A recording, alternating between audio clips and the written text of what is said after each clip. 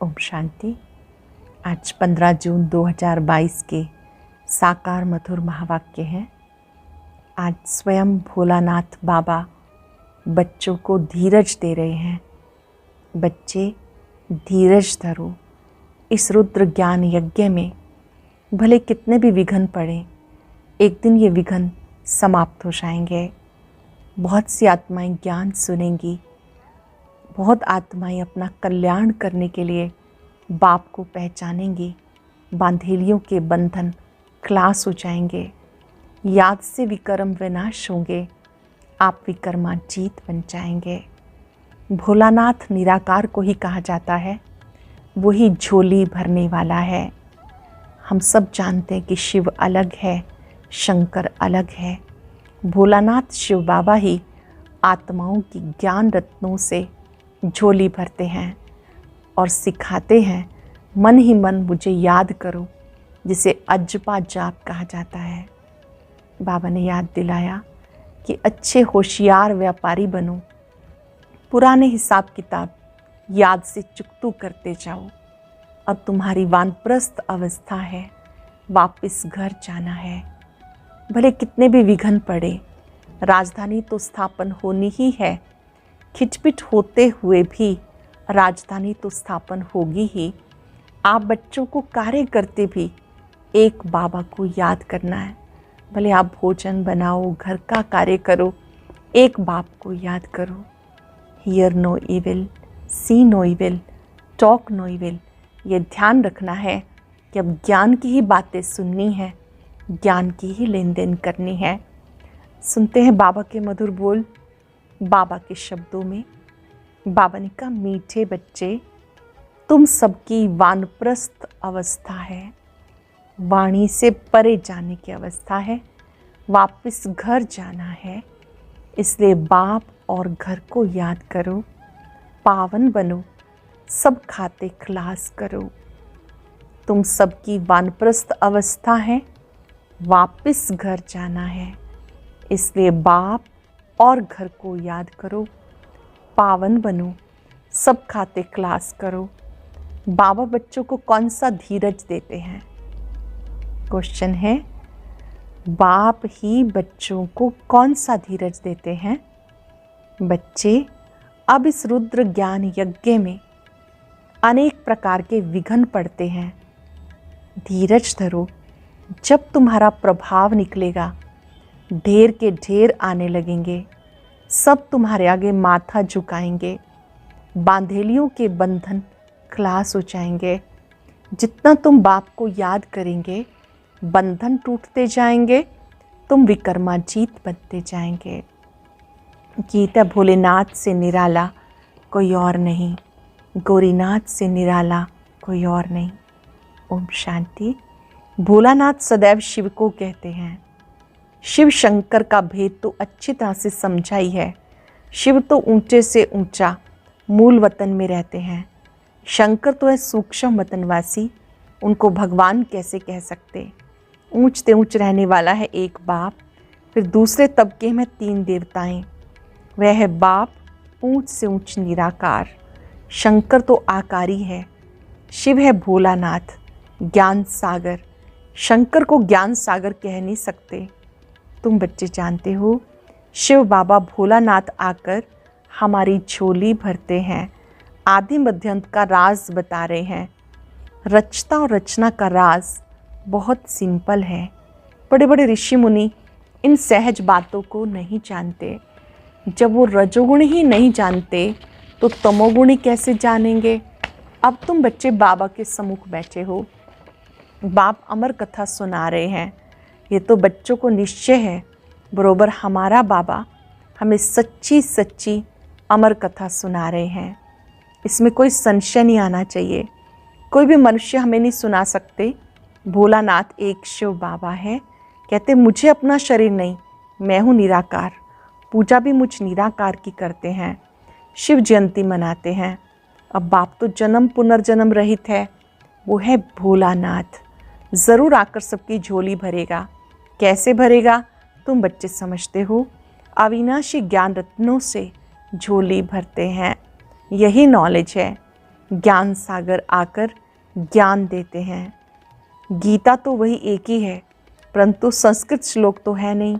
भोली माताएं संस्कृत आदि से क्या जाने, उनके लिए ही भोलानाथ बाबा आते हैं। ये माताएं तो बेचारी घर के काम में रहती हैं, ये तो अब फैशन पड़ा जो वो नौकरी करती हैं। बाबा बच्चों को ऊंच से ऊंच पढ़ाई पढ़ा रहे हैं। जो बिल्कुल कुछ नहीं पढ़े थे उन्हों पर पहले पहले कलश रखते पढ़ाई का। यूँ तो भक्तियाँ सीताएं सब हैं। राम आए हैं रावण की लंका से मुक्त करने, अर्थात दुख से मुक्त करने के लिए। फिर तो बाप के साथ घर जाएंगे और कहाँ जाएंगे, याद भी घर को करते हैं। हम दुख से मुक्ति पाएं। बच्चे जानते बीच में किसको मुक्ति मिल नहीं सकती, सबको तमो प्रधान बनना ही है। मुख्य जो फाउंडेशन है वो जल जाता है, धर्म ही प्रायलोप हो जाता, बाकी कुछ प्रायचित्र आदि जाकर रहते हैं। लक्ष्मी नारायण का चित्र भी गुम हो जाए तो यादगार कैसे मिलेगा। बरोबर जानते हैं देवी देवताएं राज्य करते थे, उनके चित्र भी अभी तक हैं। बच्चों को इस पे समझाना है। जानते हो लक्ष्मी नारायण बचपन में प्रिंस प्रिंसेस राधे कृष्ण थे, फिर महाराजा महारानी बने। वो है ही सतयुग के मालिक। देवताएं कभी पतित दुनिया में पैर नहीं धर सकते, देवी देवताएं पतित दुनिया में कभी पाँव नहीं रखते। श्री कृष्ण तो है ही बैकुंठ का प्रिंस, वह तो गीता सुना ना सके। भूल कितनी भारी कर दी, कृष्ण को भगवान कहा नहीं जा सकता, वह तो मनुष्य है, देवी देवता धर्म का है। वास्तव में देवताएं ब्रह्मा विष्णु शंकर तो सूक्ष्म वतन में ही रहते हैं, यहाँ मनुष्य रहते हैं। मनुष्य को सूक्ष्म वतनवासी कह नहीं सकते। यहाँ तुम बच्चे इन बातों को समझते हो। वो है देवी देवता धर्म। श्री लक्ष्मी देवी, श्री नारायण देवता। मनुष्य को ही 84 जन्म लेने पड़ते हैं। अब तुम बच्चे जानते हो असल में हम देवी देवता धर्म के थे, और वो धर्म बहुत सुख देने वाला है। ये कोई कह ना सके वाम क्यों नहीं है। ये तो जानते हो ना, वहाँ एक ही आदि सनातन देवी देवता धर्म था, बाकी और सब धर्म नंबरवार आते हैं। ये तुम बच्चे समझा सकते हो। ये अनादि बना बनाया खेल है, उसमें फिर सतयुग होगा। भारत में ही होना है, भारत ही अविनाशी खंड है, इसका विनाश नहीं होता। ये भी समझाना पड़ता। बाप का जन्म भी यहाँ होता है, उनका दिव्य जन्म जो मनुष्यों सदृश नहीं है। बाबा का है दिव्य जन्म जो मनुष्यों सदृश नहीं है। बाप आए हैं तुम बच्चों को फिर से देवी देवता बनाने। सिर्फ बाप और घर को याद करो, फिर तुम दैवी राजधानी में आ जाएंगे। ये आसुरी राजस्थान है, बाप ले जाते हैं दैवी राजस्थान में, और कोई तकलीफ़ नहीं देते। सिर्फ बाप और वर्षे को याद करो। ये है अजपा जाप। मुख से कुछ कहना नहीं, सूक्ष्म में भी कुछ कहना नहीं, साइलेंस में बाबा को याद करना है। घर बैठे बैठे बांधेलियाँ भी घर बैठे सुनती हैं, छुट्टी नहीं मिलती। हाँ, घर बैठे सिर्फ पवित्र रहने की कोशिश करो। बोलो हमें स्वप्न में डायरेक्शन मिलते हैं, पवित्र बनो। अभी मौत सामने खड़ा है, तुम अभी वानप्रस्थ अवस्था में हो। वानप्रस्थ में कभी विकार का ख्याल थोड़ा ही होता। अब बाबा सारी दुनिया के लिए कहते सबकी वानप्रस्थ अवस्था है, सबको वापस जाना है, तो घर को याद करना है। आना भी भारत में है, मुख तो घर की तरफ होगा ना। बच्चों को और कोई तकलीफ़ नहीं दी जाती, बड़ा ही सहज है। घर में बैठ भले भोजन बनाओ शिव बाबा की याद में। घर में भोजन बनाते हो तो पति याद रहता है, और ये तो पतियों का पति है, उनको याद करो जिससे 21 जन्म के लिए वर्षा मिलता। अच्छा, कोई को छुट्टी नहीं मिलती, वहाँ भी रह के बाप और वर्षे को याद करो। अपना तो कुछ करो, छुटकारा कर लो। बाप से पूरा वर्षा ले सकते हो, धीरे धीरे तो छुटकारा मिलना ही है। हाँ, रुद्र ज्ञान यज्ञ में विघ्न जरूर पड़ने हैं। आखिरी जब तुम्हारा प्रभाव निकलेगा, तुम्हारे चरणों में माथा टेकते रहेंगे। विघ्न तो पड़ते ही रहेंगे, इसमें धैर्य धरना है, उतावला नहीं होना है। घर में बैठे पति आदि मित्र संबंधियों को एक ही बात समझाओ। बाप का फरमान है, मुझे याद करो, वर्षा लो। श्री कृष्ण तो हो नहीं सकता, बाप को ही याद करना है, बाप का ही परिचय देना है, जो सब जान जाएं कि वो हमारा बाबा है। इतने अच्छे ढंग से परिचय दो कि सब जान जाएं कि वो हमारा बाबा है, मेरा बाबा है। वो भी याद अच्छी तरह से कर सकते हैं। थोड़े समय के लिए बंधन मारपीट आदि हैं, आगे चलिए सब बंद हो जाएंगे। कोई कोई बीमारी होती है, झट छूट जाती है, कोई वर्ष 2 तक भी चलती है। इसमें भी उपाय यही है, बाबा को याद करते करते बंधन छूट जाएंगे। हर बात में बहुत धीरज चाहिए। बाबा कहते जितना याद करेंगे उतना विकर्म विनाश होंगे, बुद्धि टूटती जाएगी। ये विकर्मों के भी बंधन है। विकार को ही नंबर 1 विकर्म कहा जाता है। अब तुम विकर्माजीत बनते हो। विकर्माजीत याद से ही बना जाता है। सब खाते क्लास हो जाएंगे, फिर सुख का खाता शुरू होगा। व्यापारियों के लिए बहुत सहज है, समझते हैं पुराना खाता क्लास, फिर नया शुरू करना है। याद करते रहेंगे तो जमा होता जाएगा, याद नहीं करेंगे तो जमा कैसे होगा। ये भी व्यापार है। बाबा कोई तकलीफ नहीं देते, धक्का आदि कुछ भी खाने का नहीं। वो तो जन्म जन्मांतर खाते आए। अभी सत्य बाप कितना अच्छी रीति समझाते, गॉड ही सत्य बताते हैं, बाकी सब है झूठ। कंट्रास्ट देखो, बाबा क्या समझाते हैं, मनुष्य क्या समझाते हैं। ये है ड्रामा, फिर भी ऐसे ही होगा। अब तुम जानते हो हम सदगति को पाते हैं श्रीमत पर चलने से, नहीं तो इतना उच्च पद नहीं मिलेगा। तुम निमित्त बनते हो स्वर्ग में जाने के, वहाँ कोई विकर्म नहीं होता। यहाँ विकर्म होता है तो सजा भी भोगनी पड़ती। जो श्रीमत पे नहीं चलते उनको क्या कहेंगे? जो बाबा की श्रीमत पर नहीं चलते उन्हें क्या कहेंगे? नास्तिक। भले जानते बाबा आस्तिक बनाते हैं, फिर भी अगर उनकी मत पे ना चले तो नास्तिक ठहरे। जानते भी हैं शिव बाबा की श्रीमत पे चलना है, परंतु जानते हुए भी ना चल सके तो उन्हें क्या कहेंगे? जानते हुए भी ना चले उसे क्या कहेंगे?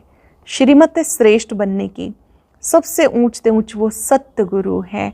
बाबा बच्चों को सम्मुख समझाते, कल्प कल्प समझाया था। बाकी शास्त्र सब भक्ति मार्ग के हैं। ढेर शास्त्र हैं, शास्त्रों की भी बहुत इज्जत रखते हैं। जैसे शास्त्रों को परिक्रमा देते हैं, वैसे चित्रों को भी परिक्रमा दिलाते हैं। अब बाबा कहते हैं इन सबको भूल जाओ, एकदम बिंदु बन जाओ, बिंदी लगा दो, और कोई बातें नहीं सुनो। Hear no evil, see no evil, talk no evil. एक बाप के सिवाय दूसरी कोई बातें मत सुनो। बाबा की बातें सुनो और कोई बातें नहीं सुनो, और शरीरी बन जाओ, सब भूल जाओ। तुम आत्मा इस शरीर के साथ सुनती हो। बाबा आकर ब्रह्मा द्वारा समझाते, बच्चों को सदगति का मार्ग बताते। भले पहले भी कितने यत्न किए, परंतु मुक्ति जीवन मुक्ति कोई पा ना सके। कल्प की आयु लंबी कर दी। जिनकी तकदीर में होगा ज़रूर सुनेंगे, तकदीर में नहीं तो आ ना सके। यहाँ भी तकदीर की बात है। बाबा समझाते कितना सहज है। कोई कहते हमारा मुख नहीं खुलता, अरे इतनी सहज बात है। बाप और वर्षे को याद करो, उसको इस संस्कृत में कहते हैं मन मना भव। शिव बाबा है सब आत्माओं का बाप। श्री कृष्ण को बाप नहीं कह सकते। ब्रह्मा भी बाप है सारी प्रजा का। आत्माओं का बाप बड़ा या प्रजा का बाप बड़ा? आत्माओं का बाप बड़ा। आत्माओं का पिता ज्योति बिंदु शिव बाबा, प्रजा का पिता ब्रह्मा कौन बड़ा? बड़े बाबा को याद करने से प्रारब्ध स्वर्ग का वर्षा मिलेगा। आगे तुम्हारे पास बहुत आएंगे, जाएंगे कहाँ? आते रहेंगे। जहाँ बहुत लोग जाते हैं, एक दो को देख बहुत घुस पड़ते हैं। तुम्हारे में भी वृद्धि को पाते रहेंगे। विघ्न कितने भी आए, उन खिटपिट से पास होके भी अपनी राजधानी स्थापन करनी ही है। राम राज्य स्थापन कर रहे हैं। राम राज्य है नई दुनिया। तुम जानते हो हम अपने ही तन मन धन से भारत को स्वर्ग बना रहे हैं श्रीमत पर। तुम बच्चे अपने ही तन मन धन से भारत को स्वर्ग बना रहे हो श्रीमत पर। कोई से पहले तुम ये पूछो परम पिता से तुम्हारा क्या संबंध है? प्रजापिता ब्रह्मा से क्या संबंध है? यह बेहद का बाप, फिर है बिरादरियाँ, एक से निकली है ना। परम पिता परमात्मा ने प्रजापिता ब्रह्मा द्वारा सृष्टि रची, अर्थात पतित से पावन बनाया। दुनिया कुछ नहीं जानती, हम सो पूज्य, हम सो पुजारी। गाते हैं परंतु फिर भगवान के लिए कह देते, अरे भगवान ही पुजारी बने, फिर कौन पूज्य बनाए?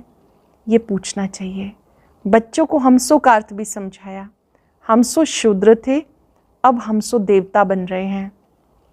हमसो शूद्र थे, हमसो देवता बन रहे हैं। चक्र को याद कर सकते हो ना, गाया जाता फादर शोज सन, सन शोज फादर।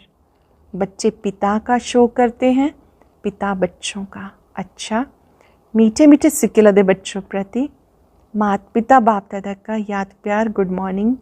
रूहानी बाप की रूहानी बच्चों को नमस्ते। रूहानी बच्चों की रूहानी बाप दादा को नमस्ते, गुड मॉर्निंग। शुक्रिया बाबा, शुक्रिया। धारणा के लिए सार। पहली पॉइंट है, होशियार व्यापारी बन, पुराने सब खाते खलास कर सुख का खाता शुरू करना है। याद में रह के विकर्मों के बंधन काटने हैं, धीरज धरना है, उतावला नहीं होना। सेकंड पॉइंट है, घर में बैठे भोजन बनाते हर कर्म करते बाबा की याद में रहना है। बाप जो अविनाशी ज्ञान रतन देते हैं, उनसे अपनी झोली भर दूसरों को भी दान देना है। बाप जो अविनाशी ज्ञान रतन देते, उसे अपनी झोली भर दूसरों को भी दान देना है। वरदान है, साक्षी बन, माया के खेल को मनोरंजन समझ के देखने वाले मास्टर रचयिता भव। साक्षी बन, माया के खेल को मनोरंजन समझ के देखने वाले मास्टर रचयिता भव। माया कितने भी रंग दिखाए, मैं मायापति हूँ। माया रचना है, मैं मास्टर रचयिता हूँ। इस स्मृति से माया का खेल देखो, खेल में हार नहीं खाओ।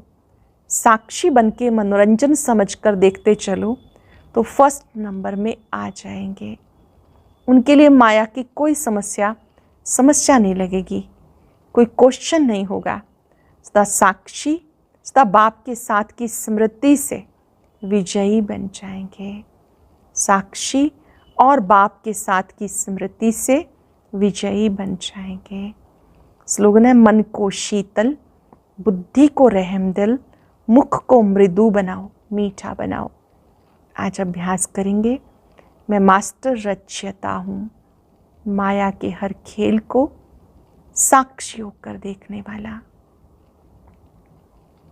एकाग्र हो जाएं, जैसे शिव बाबा रचयिता है, मैं मास्टर रचयिता हूँ। मुझे माया का भी आदि मध्यंत का ज्ञान है। मैं माया के खेल को साक्षी होके देख रहा हूँ। मैंने समझा है, कमजोर विचार माया है।